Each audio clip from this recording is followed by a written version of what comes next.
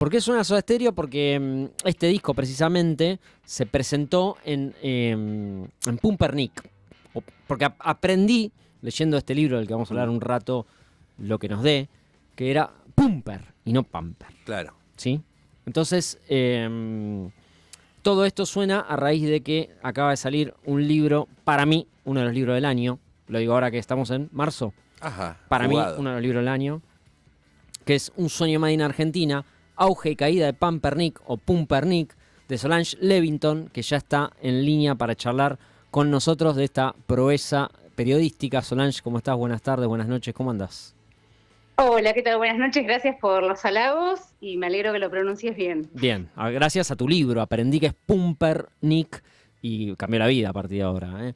Me imagino. Escúchame, Solange, estoy conmovido por el libro, ya te voy a contar y ya quiero llegar a ese momento, pero me interesa mucho porque también pensaba que iba a hablar con alguien más grande que yo y no, vos sos una joven, o sea, sos más chica que yo y digo... Soy una señora igual. No, está bien, bueno, pero digo, ¿cómo se te ocurre escribir un libro sobre Pumpernick? ¿Por qué? Bueno, tengo 43 años, Sí. ¿no? O sea, nací en el 81, Pampernick ya existía en ese entonces, aunque yo no lo sabía. Sí. Y bueno, era el lugar al que al que me llevaba mi abuela a almorzar todas las semanas. Ella me venía a buscar al colegio, yo iba al colegio en Caballito. Sí. Y no sé, yo tendría 8, 9, no me acuerdo exactamente cuántos años, y ella me venía a buscar todas las semanas, una por semana, y me llevaba a almorzar a Pampernick. Y a mí esos almuerzos me quedaron como, viste que uno tiene como un repertorio de recuerdos felices de infancia, si tuvo suerte. Y bueno, en mi caso siempre fue como un recuerdo que yo atesoré un montón, este título de los almuerzos con mi abuela en Pampernick. Claro.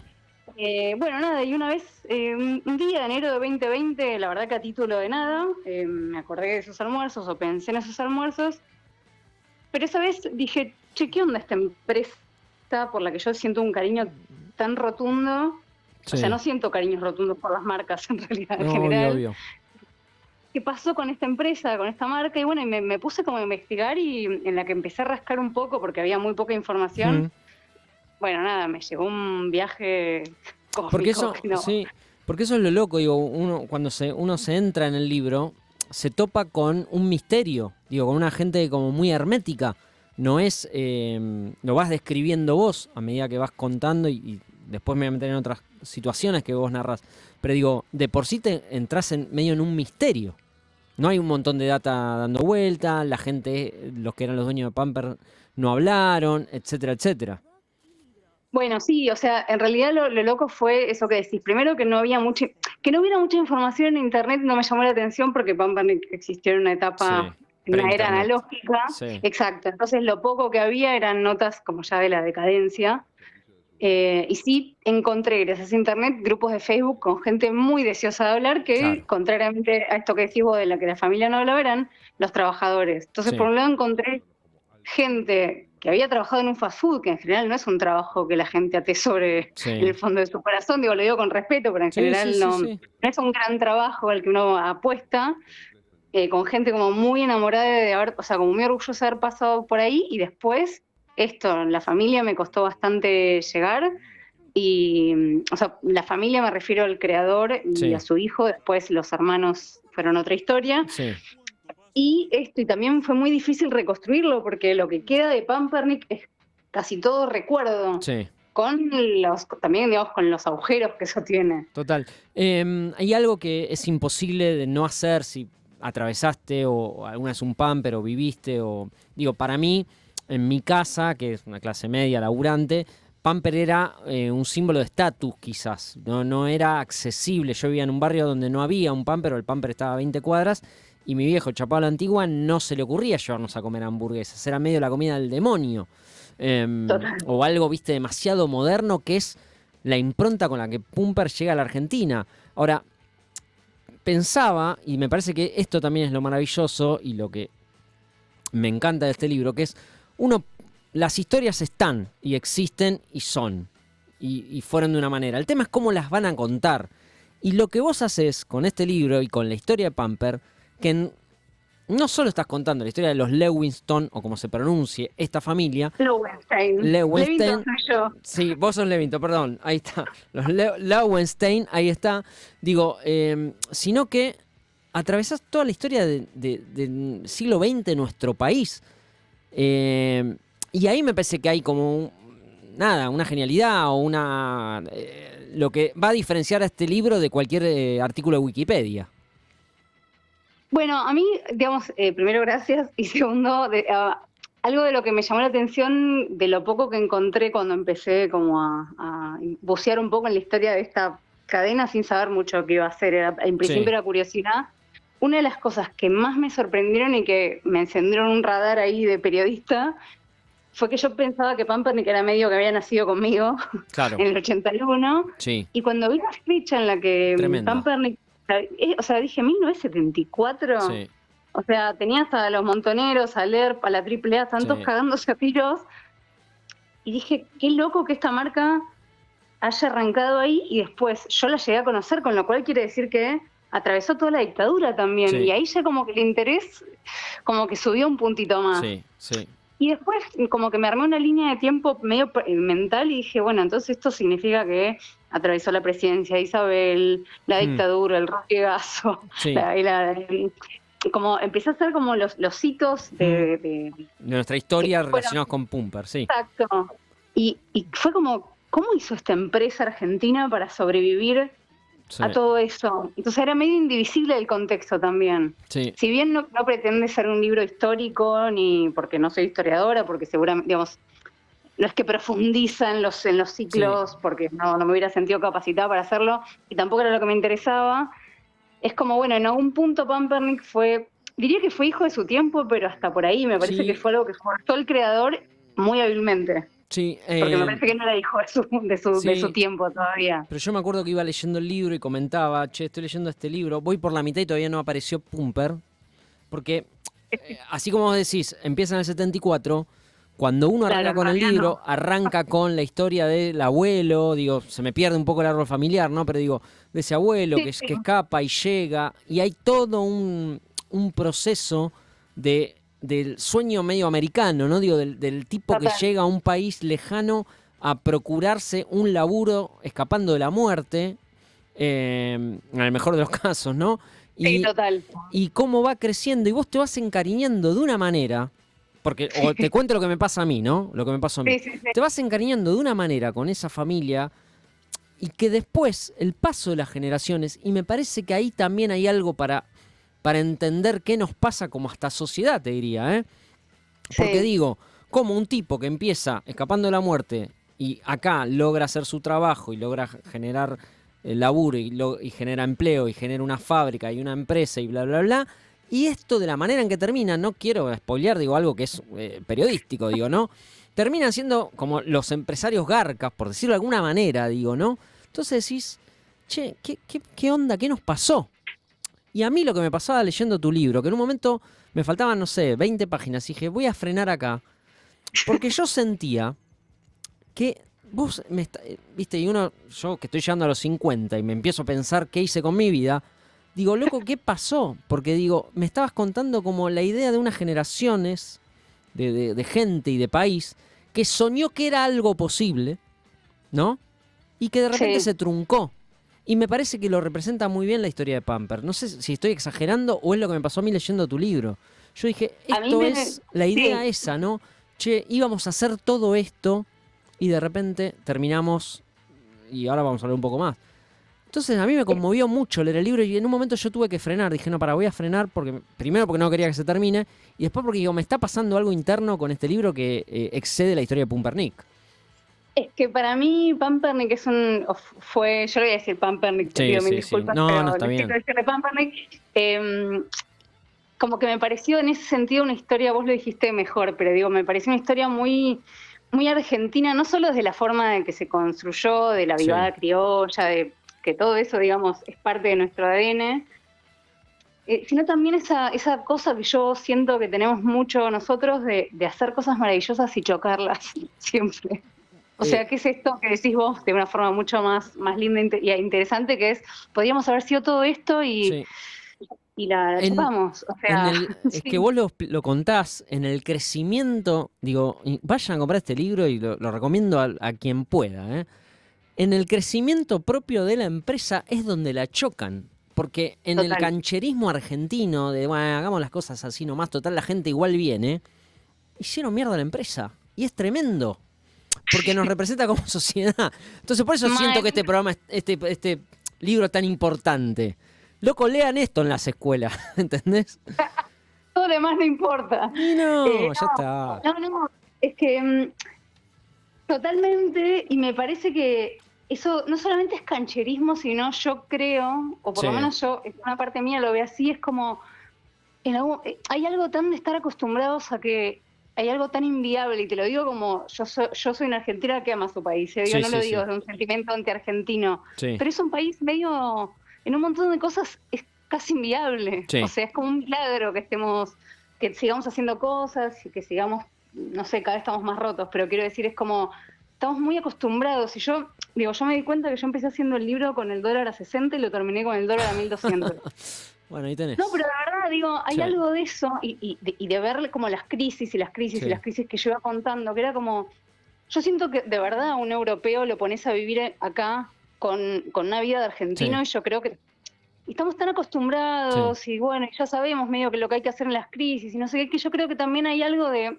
lo que pasó en esta historia, además del cancherismo argentino, bueno, hasta que dé, vamos a exprimirlo. Sí. O sea, porque en algún momento esto se va a caer, que después igual el final de Pampernick para mí tuvo muchas, o sea, fue como una tormenta perfecta de un montón de cosas, no solamente del contexto del país, pero digo, algo de hacerlo hasta que dé porque no es visión a largo plazo. No, y hay algo del último Lowenstein, ¿no? Del que se deshace todo, que es esto que estás diciendo vos, que un tipo criado afuera, aprendido a trabajar de empresario afuera, cuando acá dice, no, chao, man, listo, yo lo dejo esto y me compro a la contra.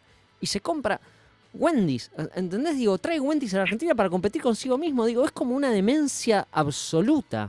Y a la vez no. Y a la vez porque bueno, dale vos. No, decime, perdón. No, porque en el ámbito empresarial es lógico, según lo que vos planteás y lo contás en el libro, lo que el tipo se plantea. Dice, bueno, nada, lo toma como una estrategia que después él es un neto empresario, no queda ni un rasgo, creo yo, de ese abuelo o que vino acá a la Argentina y bla, bla, bla. Ya no queda nada, ya es otra persona, otra generación, otro modo de ver el mundo, es lo que yo interpreto. Es que yo no sé si tampoco ese abuelo, o sea, necesariamente, digo, me parece que lo que queda claro en esa familia, o por lo menos, digamos, Luis Lowenstein, que es el que viene de Alemania, tuvo 3 hijos varones. Sí. O sea, yo cuando hablé con el más grande, que es el que hizo Patty, que se llama Tito Lowenstein, lo primero que me dijo cuando hablé con él por teléfono fue, yo tengo 2 hijos, Patty y las leñas, más allá de que él tiene un hijo real que no me lo mencionó. Sí. Pero me dice, yo tengo 2 hijos, Patty y las leñas. Bueno, yo ahí identifiqué o sea, como que algo de los negocios y el cariño se mezcla. Pero digo, después, yo no sé si Luis Lowenstein, el creador, o sea, el patriarca de esta familia, manejaba los negocios de la misma manera o no. Y me parece que hay algo muy claro en Alfredo Lowenstein, que es el creador de Pampernick, y en Diego, que es su hijo. Y yo traté también de entenderlo de ese lugar, porque si no, digo, yo como amo Pampernick, o sea, no sirve mi posición como periodista y como narradora si yo estoy diciendo son unos hijos de puta porque lo cerraron. Sí. Entonces intenté ponerme en el lugar de, bueno, es gente que se crió, o sea, fue criada desde que nació para pensar en negocios, para pensar en proyectos, para entender que el negocio es un negocio y ahí no se juegan otras cosas. Digo, que a mí Diego Lowenstein me dijera que si fueron abiertos Estados Unidos y no tienen un mantelito de Pampernick, es una locura, ¿no? Mientras el resto de la gente guarda o sea, yo conocí gente, la invitación de un cumpleaños, es porque, bueno, hay algo de los negocios y del afecto que no se cruzan nunca. No, y te juro que me dolía, porque digo, ¿cómo y ahí es donde entendí por qué ellos son empresarios y yo me dedico a la cultura, ¿entendés? Porque dije, claro, porque esta gente dice, Patty, Pampernick, el paseo al Corta, el paseo a la Infanta, las leñas, ¿entendés? Entonces, claro, y cuando tuvieron que vender Pamper, dijeron, no, y vende Pamper, ya está. No, ya no sé, un conglomerado de hoteles en Miami. Y perdón la expresión que voy a decir, les importa nada Pamper. Sí, vendelo, ya está, listo, no importa. Y eso digo, ¿no? Y yo terminé de leer el libro y entré a Mercado Libre a ver qué podía conseguir de Pamper original. Porque es eso. Y cuando leo cuál es el último Pamper... Es una locura. Y fui a ese. Mi último Pamper es el último Pamper, el de Villa Gesell. No, me estás jodiendo. No, te juro que no. Y fui en el verano del 98 con unos amigos que teníamos... Pero yo hago toda la reconstrucción en mi cabeza porque digo... me acordé que teníamos un amigo vegetariano y comíamos él pedía el super lechugón, que era... Pedía 3 sándwiches y nos daba las hamburguesas a nosotros y él comía todas las lechugas. Hacíamos como un canje. Y digo, pará, esto lo hicimos en el Pamper, porque me acuerdo que nos cagábamos de risa que todavía ya no había casi Pampers en Capital y nos encontramos con ese. Y dije, loco, el último Pamper que fui fue el último Pamper que existió. Faltaba creo que un año todavía para que cierre, porque creo que termina cerrando en el 99 de una manera lastimosa y qué sé yo. Lean el libro, compren y lean el libro. Pero... ¡Qué loco, mirá! Entonces digo, nada, y los últimos Pamper que yo recuerdo haber ido son estos medio periféricos, porque me acuerdo uno de La Plata, me acuerdo y yo creo que con mi viejo habré ido 1 o 2 veces, porque para mi viejo era chino de llevarme a Pamper, ¿viste? Como que hay que ir, todo lo que vos narrás de los orígenes, de cómo el tipo piensa, ¿no? Pero hay que ir, hay que pedir la comida, pago y no me la traen. Para mi viejo era como el demonio, ¿viste? Era, ¿qué es esto? Total. Ese cambio en la cultura gastronómica. Bueno, es que cuando yo me puse a pensar en por qué le tengo tanto amor a esta empresa, qué sé yo, conecté con algo que supe siempre, que es que había sido el primer fast food de la Argentina y dije, che, ¿cómo habrá sido tener un sistema desconocido? ¿Cómo habrá sido para los comensales? Buenísimo. ¿Cómo habrá sido ponerlo en funcionamiento? Como que todas esas preguntas... Sí. Y la verdad es que me fui encontrando con una historia que para mí era alucinante, como paso a paso de espías.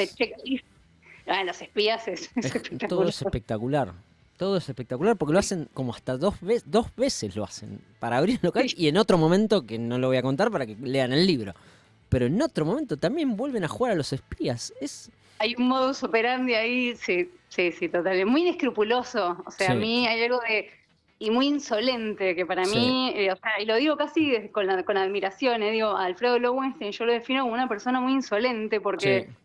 Todo el mundo, o sea, su círculo de empresarios de su padre, porque de alguna forma Pampernick para Alfredo Lowenstein fue como una forma de decirle a su viejo, tipo, de recibir de Lowenstein, o sea, como que un poco se iban ganando el apellido a medida que iban haciendo sus propios proyectos. Y todo el entorno de empresarial de su padre decía, esto no va a funcionar. O sea, en 2 meses cierra. Y el tipo la vio y el tipo la hizo, o sea, la vio, diríamos ahora, si no fuese. Si no fuese. Entonces, digo, hay algo ahí muy, muy valioso. Digo, porque no basta con tener guita, ¿viste? O sea, no cualquier persona con guita hubiera podido hacer algo así. Me mata también cuando empieza el libro y creo que es el primer testimoniante, que es un chofer de taxi. ¿no? Sí. Que fue como casi no recuerdo el árbol familiar, digo, ¿no? Debería salir como un póster con todo el cuñado, ¿no? Y el tipo, no, bueno, nosotros éramos familia de los dueños de este imperio, y decís, en el final también, cuando dice que hace 22 años que no se hablan las familias, ¿cómo desarman el primer Pamper? Como eso que vos decías hace un rato de que no les da un poco... ¿Cómo pues? Yo tengo ganas de ir a sacarme una foto en la fachada de Suipacha, ¿entendés? Voy a hacer toda esa pavada. ¿Y cómo a esta gente no le importaba desarmar Pamper? No puedo creer. Estoy indignado y conmocionado. Te entiendo. A mí, yo que empecé a investigar esto en la pandemia, cuando se empezó a poder salir en octubre del 2020, lo primero que hice fue agarrar la bicicleta. El tour. Y me fui hasta Suipacha y Corrientes, dije, wow, acá estuvo el primer local, y acá estaba tal cosa, y acá o sea, también hice como me armé el cumple ese. Claro. Ni siquiera sabía si iba a hacer un libro, qué iba a hacer, pero también como que ir a ver un poco, y después me fui a Zona Norte a ver dónde estaban las cosas, y sí, me pasó lo mismo. Ayer escuchaba justo un podcast de Gustavo Olmedo que estaba con Rodman y con Ricciardi, de los Cadillac, que son ahí medio de Zona Norte, y justo nombraban...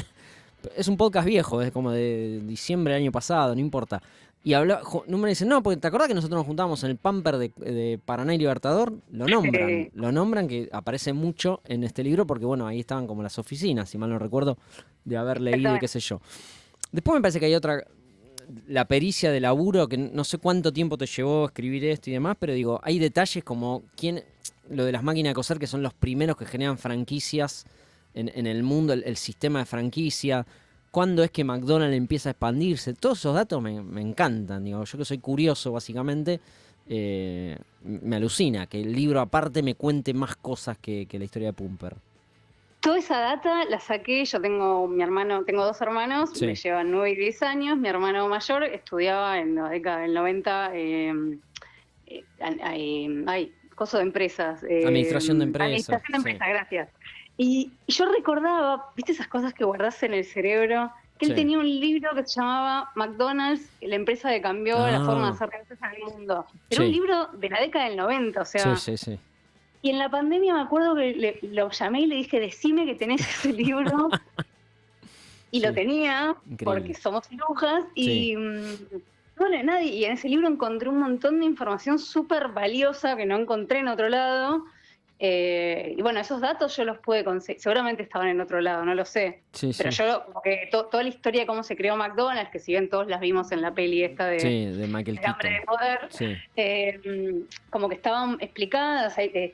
Como toda esta forma de ver el negocio, que por un lado uno se siente muy libre en el fast food y a la vez es un negocio lleno de reglas, donde vos para que funcione no te puedes correr un centímetro de lo que tenés que hacer, ni como trabajador ni como usuario. Digo, había toda una lógica re interesante también del modelo de negocio en ese libro y bueno, nada, fue una fuente de información muy interesante.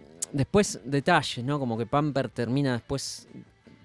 no sé, Moria Kazan. En tu libro pasan Moria Kazan, Nick, Maradona, digo, se nombran por distintas razones, lean el libro, y terminan en un libro que editó el MoMA, ¿no? Digo, el Museo de Arte Moderno de los Estados Unidos. Hay un libro que tiene fotos de Pamper, quizás no directamente, pero bueno, terminan ahí. Entonces, cuesta... Digo, yo trato de hacer películas, pensar, y cuando veo todas las de McDonald's, las de Nike, digo, che, ¿cuál es la Argentina? Yo digo, bueno, acá apareció, acá hay una historia, hay algo que se parece a eso que vimos, como la película de McDonald's, como la película de la Sear de Jordan. Hay una historia que tiene como ¿no? Mucho para contar, y ellos son muy misteriosos. Digo, ellos son muy misteriosos. Cuando vos lo llamás, no sé, lo llamaste, escribiste. Cuando hay uno que no te da el teléfono y tenés que esperar que él te llame, digo, toda una cosa, un halo de misterio. En el medio, el trágico suceso del Paseo de la Infanta, donde muere una nena, ¿no? Y bueno, y las respuestas que dan ellos son tremendamente espectaculares, pero tremendas, digo, ¿no? Desde lo tremendo. Pero digo, cuando vos te acercaste a ellos, ¿fue un mail? ¿Fue como un contacto? Lo que se pueda contar de eso. Un contacto a través de un contacto, después fue un mail, después, o sea, fue como muy pasitos de bebé, como con mucho, porque yo tenía como la referencia del Alfredo, que es una persona que todo el mundo me decía no va a hablar, no habló. Yo, de hecho, iba mirando los materiales que encontraba de Pamper, y digo, yo supongo que si, no sé, yo me pongo en mi cabeza, si yo hago un éxito así, como el que hizo él, yo querría, o sea... Aparecer en todos lados, ¿no? Sí, o sea, desde la vanidad del ego y también de, miren lo que hice, pero no sé, digo, me parece como algo muy... qué sé yo, es como, me parecía raro, en ningún lado aparecía el tipo, ni en las notas de prensa, ni en los dossiers por los 10 años, ni por los 20 años, ni por... O sea, no aparecía. Entonces yo dije, bueno, si elijo, tengo la posibilidad de hablar, tengo que ser muy cuidadosa, y lo que estuvo bueno, que fue como, bueno, yo iba con ese prejuicio, lo reconozco y lo confirmé, fue que yo tenía como todo el relato emotivo de parte de los trabajadores y de los consumidores como yo, que entrevisté a mucha gente, me fue a comer ahí, y después lo que conseguí ahí fue todo el relato empresarial, que también me parece súper interesante, y todo el relato de cómo los iban entrenando de padre a hijo, o sea, toda esa tradición familiar del momento en el que el hijo ingresa al negocio, es como que me parecía re interesante entender, bueno, pero vos querías, sí, obvio que yo quería. Claro. O sea, no sé si a los 12 años vos tenés ganas de meterte a trabajar o querés... No. Y como todo el arco familiar, ¿no? Porque las novias, ¿no? Los hermanos de las novias, digo, toda esa familia política que también se va ensamblando dentro de la empresa. Total, y esa fue una arista que apenas apareció, dije, acá también hay una historia que me interesa, porque las empresas familiares de por sí tienen su lógica y sus dificultades, pero además esta era una empresa familiar particular, porque era la familia política la que se había metido ahí, que bueno, un poco, según quien lo cuente, es como, bueno, quisieron darle la posibilidad a esta familia política, que era clase media, pero no era millonaria como los Lowenstein, de tener un muy buen laburo. A la vez también, como Lowenstein viajaba mucho, era la posibilidad de dejar gente de confianza, pero bueno, en lo que digo, hay una tradición de los Lowenstein donde la familia, donde no hay división entre la familia y el negocio, pero eso era hacia adentro de los Lowenstein, que para mí quedó muy claro en el cierre, en el final, que es como, bueno, a mí este negocio no me sirve, este negocio se va. Sí. Y bueno, había una parte de la familia que estaba ahí y que, bueno, quedó como del otro lado también. Sí. Sé yo, como una idiosincrasia. Sí.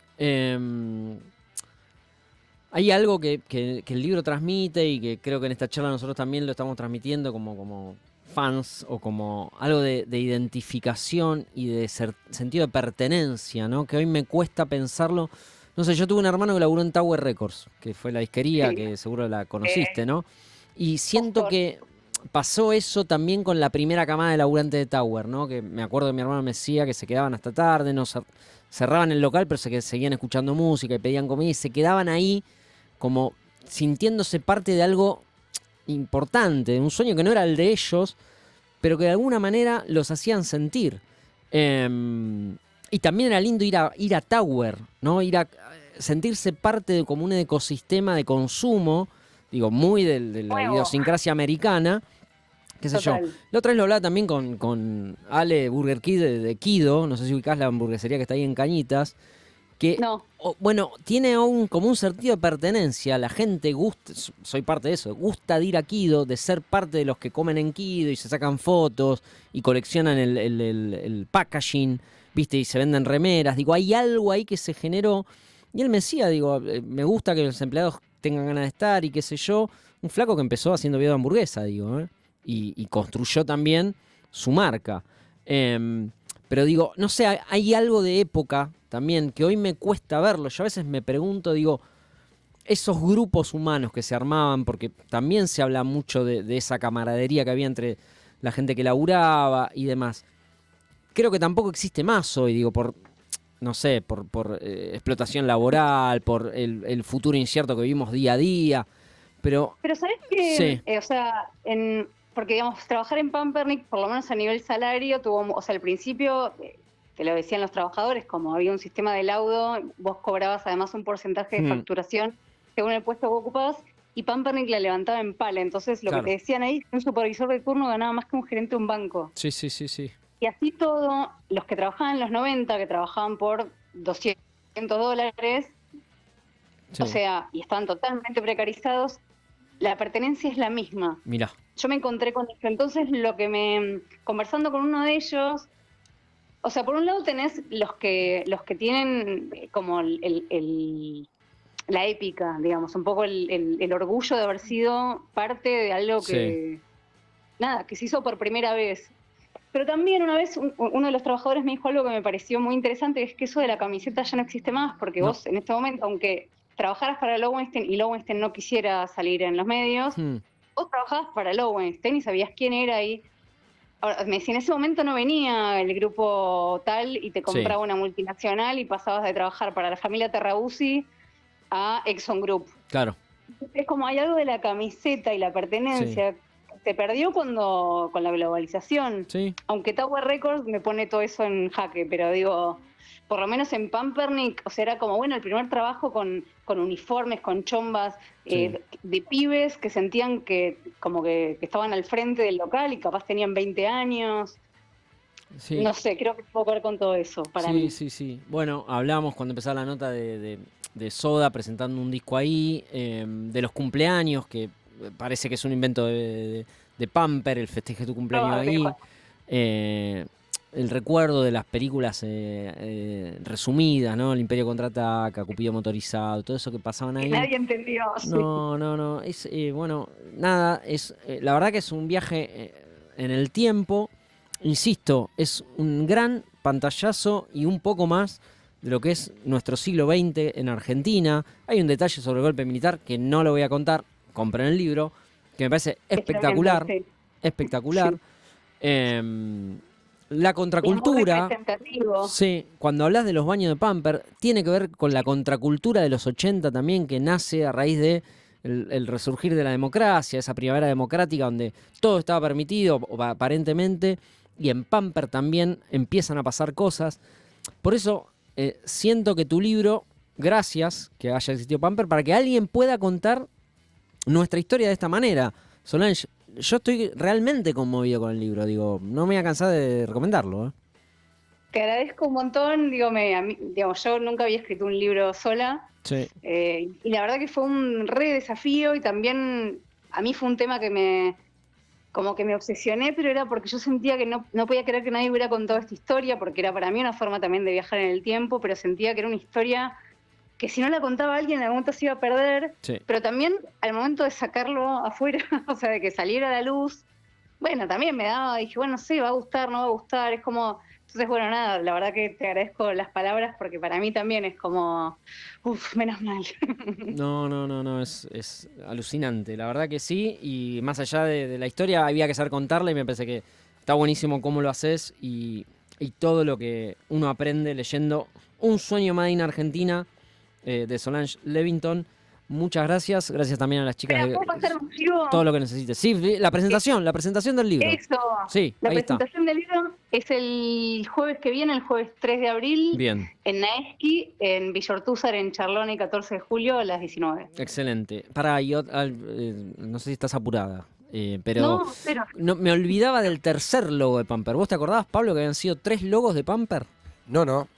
Conocía el típico, el choreado. Sí, el choreado y no sabía que había uno más. El rectangular, que si vos lo ves ahora y te lo puedes analizar, ahora quiero saber. Es medio una hamburguesa, el del medio, digamos, también. Este es el segundo. Sí, este es el segundo. Y el tercero, yo no me acordaba ni de casualidad. Horrible, además. Horrible. Le sacan el nick, ¿no? Queda Pumper solamente. Queda solo Pumper, para que lo estoy buscando acá en el libro para mostrártelo. Mirá, cuando lo veas te lo vas a acordar. Sí. Era rojo y amarillo. Rojo y amarillo, pero eso más lo tenía de las publicidades de la tele, no tanto de los locales. Puede ser. Y me acuerdo mucho, Solange, seguro te topaste con esto, las calcomanías que estaban en todos los autos, que eran los anteojos. No sé si te acordás. Los anteojos de Pamper. Me regalaron una, te quiero decir, la voy a vender en millones en unos años, y que decía Hola Pamper, con hola de hola, de las olas del mar. No, es increíble, hermano, increíble. No hay muchas cosas de Pamper, los que la tengan, guárdenlas. Yo, sí, me acuerdo cosas, me empiezo a acordar cosas que no tienen nada que ver, pero tienen que ver. Mi primer laburo en radio fue con un locutor que me enseñó a laburar mucho, llamaba Mariano Álvarez, y siempre hacía el mismo chiste idiota para probar el micrófono cuando iba a ir al aire. Decía, Frenix, vamos, y siempre digo, este boludo siempre con lo de Pamper, y hoy me acuerdo de eso y se me truja el corazón. Así que, nada, vayan a buscar Un sueño más en Argentina, editado por Libro del Asteroide, que aparte qué lindo que está editado el gramaje, el papel del Libro del Asteroide, si no es el mejor de todas las editoriales, no sé.